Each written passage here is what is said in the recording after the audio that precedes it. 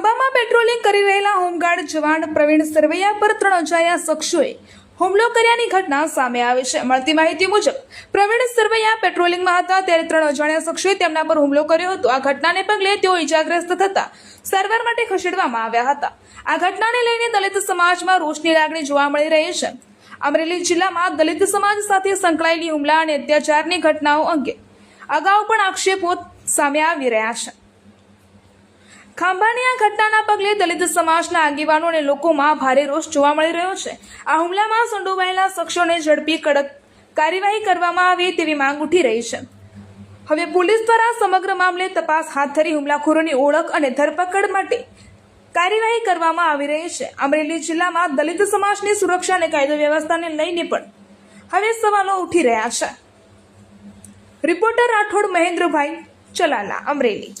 નહીં પણ ભારતની અંદર દલિતોની માટી બેઠી હોય એવું લાગે છે। આ સરકારની અંદર દલિતોને માર ખાવા સિવાય બીજું કોઈ વાત જ નથી।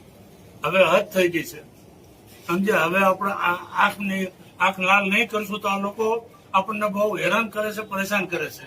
હવે આપણે કોઈ પણ રીતે આનો એવો ફાઇટ આપવી પડશે કે એની છઠ્ઠીનો ધાવણ નીકળી જાય, સમજે। એવી ફાઇટ આપવાની છે।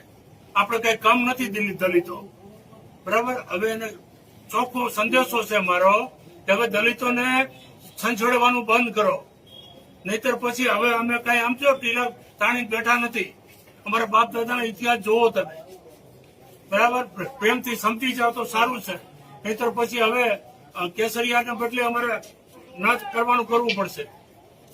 નમો બુદ્ધાય, જય ભીમ।